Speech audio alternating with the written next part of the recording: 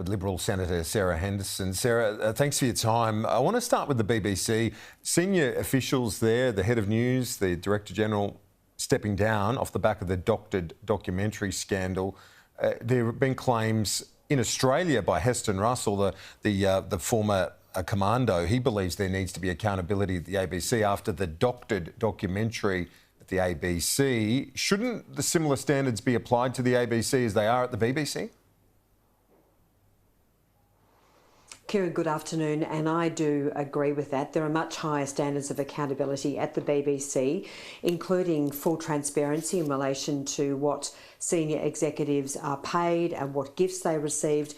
I prosecuted that case very strongly a number of years ago, but was rebuffed, of course, by Labor and the Greens, who do not want to see stronger accountability at the ABC. The doctoring of the vision in relation to Heston Russell and the false claims essentially that he was a war criminal were an absolute disgrace. He, of course, won his defamation case against the ABC, but no heads rolled, Kieran, and I do believe heads should have rolled. That was a shocking error by the ABC. It did look in part deliberate, frankly, because they didn't act quickly when they knew the facts were wrong, as they should have acted. So you don't believe there was accountability? I think that there needs to be a complete I don't believe that people were held to account after that terrible, shocking mistake was made at the ABC, and that's why I'm a strong advocate for a rewrite of the ABC Act to hold the ABC to account, because I don't think the current legislation governing the ABC is fit for purpose. Shouldn't they be held to the same standard as the BBC? Isn't that fair? Oh, I absolutely, I do think it's fair.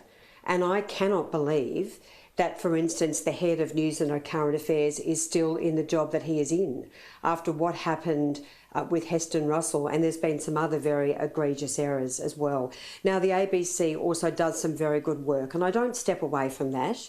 I am a strong supporter of the ABC, Kieran, but when they make such egregious errors, they do need to be held to account, like what we have seen with the BBC.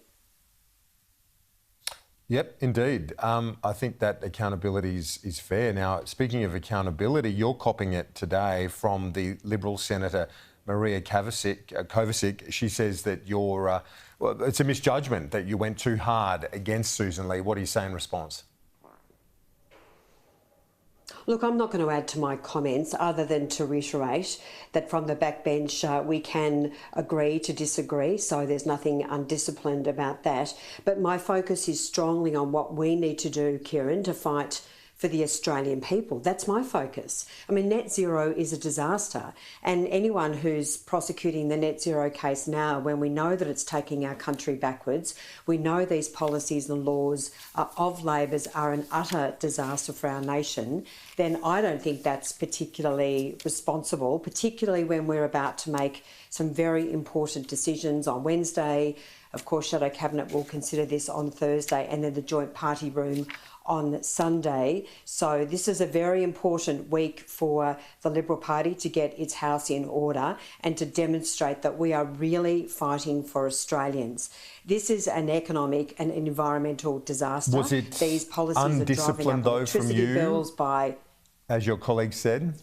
Look, I'm not as I say, one of the really big hallmarks with Liberal Party backbenchers is that we are entitled to speak our mind, and we are entitled to prosecute policies as we see, and they don't always accord with formal Liberal Party policy. But in this case, we're still working through our net zero policy. So I reject those criticisms. Okay. But again, that I would say this week, all of us need to work very hard to get our policy house in order.